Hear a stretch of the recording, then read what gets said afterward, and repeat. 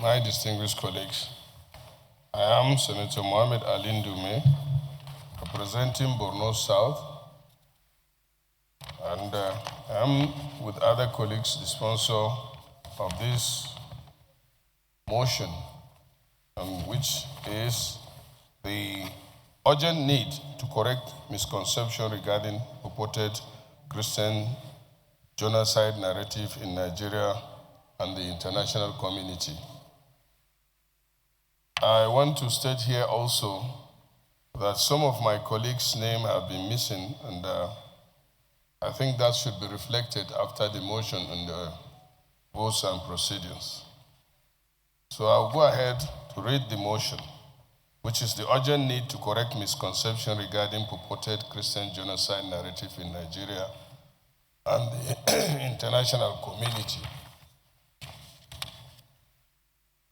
The Senate is aware that Nigeria is a multi-ethnic, multi-religious federation whose unity and stability depends on mutual respect, tolerance, and accurate representation of its national realities. Concerned about the increasing circulation, both domestically and internationally, of the narrative alleging an ongoing Christian genocide in Nigeria, amplified by some advocacy groups, foreign media, and religious networks. Also concerned that such narrative, though often arising from genuine concern, risks oversimplifying Nigeria's security challenges, deepening sectorial suspicion, and creating negative perception of the country in the international community.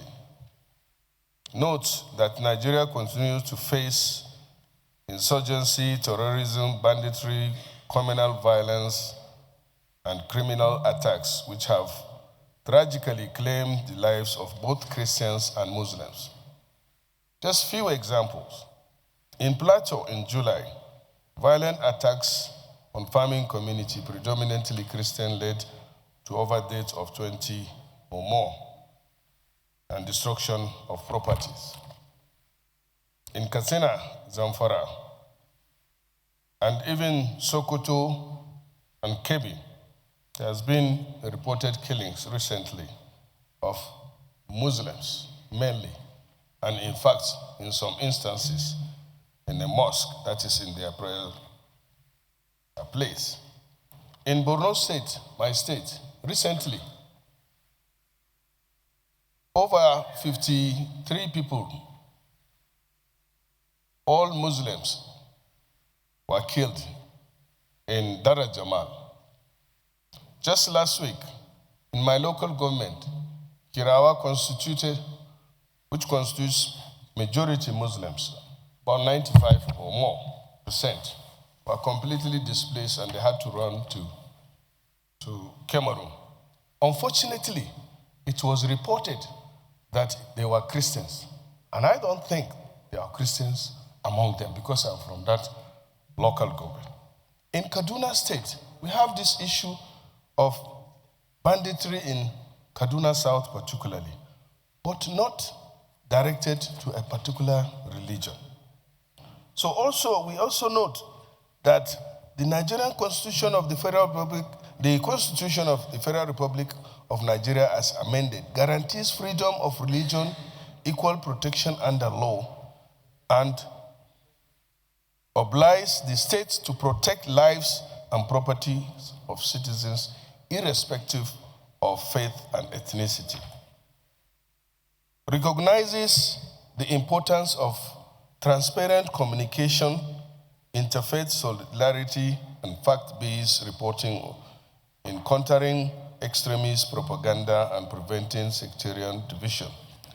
Mindful of the recent discussion in the United States particularly, and United States Senate and Congress particularly on religious freedom, including moves to designate Nigeria as a country of particular concern, which is known as CPC. And I want to state here that Nigeria was placed on that by the current president, Donald Trump. And it was during the government of Biden that Nigeria was removed. The implication of this is somewhat, and I hope my colleagues will understand that. Then affirm that while Nigeria faces security challenges, these are not defined by religion alone, but by complex mix of terrorism, criminality, and social economic factors. Accordingly, urge the federal government through the Ministry of Foreign Affairs, security agencies, and other relevant stakeholders to enhance transparent and data-driven public communication, providing verified casual figures and the context, and counter the misinformation. For example, what I read about the submission of Ted Cruz was that over 50,000 Christians were killed. But to me, it may be more or it may be less. But the UNDP authentically gave the figure from 2009 to date as 350,000 deaths occurred as a result of Boko Haram terrorists and all that attack. 2, call on religious leaders, civil societies organizations, and Nigerian media, as well as foreign media, to communicate responsibly, avoiding language that could inflame sectorial division while fostering dialogue, unity, and mutual trust. Example of this is just yesterday, the CAN made a statement that it is not true. The same thing today. There's social media information going around that Christians are being persecuted. This is coming originally from the American Senate, and this Senate or the National Assembly have a responsibility.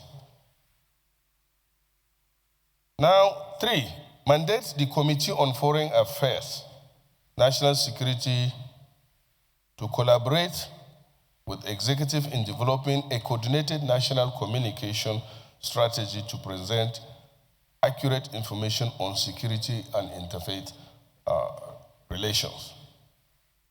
Engage constructively, and that is very important, Mr. Senate President, distinguished colleagues. This is coming from the US Congress originally. On the 2nd of October, the Canadian Parliament also expressed concern through their leaders. The House had passed a resolution on this matter, Resolution 594 in the US Congress, and it has also been referred to their Foreign Relations Committee. Andrew Scheer, who is the leader of the opposition in the Canadian Parliament, brought this matter forward on the 2nd of October 2025. The US Congress Foreign Affairs Committee have been given that responsibility in March. Ted Cruz, most recently, and some others, 5 senators, all Republicans, have also led their colleagues in condemning. What page? What page is that? Sir? What page? It's additional information. I didn't hear you. Okay, you need it. What page? What page are you reading now? It's additional information. But you should give us a written. You should give us a written document. You are debating your own motion. Yes. No, I'm not debating. I'm providing more information. No, but it should be in writing. Okay. I think we should first stick to what you have on paper. So okay. Until we go into debate. Because okay, and lastly, I'm even done, Mr. President. Okay. Then I thank you. Promote interfaith peace-building programs that emphasize shared experiences and losses.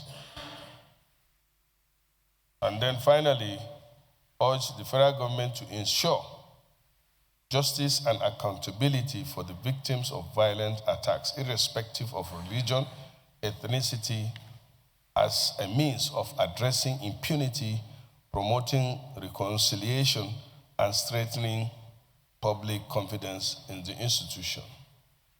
Mr. President and distinguished colleagues, before I stand, and you said this, I should stick to the information on the motion. But as I want to say, Mr. President, if some of us know or some of us don't know, as I stand before you, I am a product of both religion. My mother is a Christian. I thought we should have a seconder. Let somebody second this motion. Then we can now subject it Would to I have the chance debates. again to talk about it? No. The procedure. Okay. So be it. It's a motion. I therefore move the motion that this Senate needs to urgently correct the misinformation on the purported Christian genocide narrative in Nigeria and in the international community. I so move. Thank you. Any seconder? Dismiss Senator Wamako.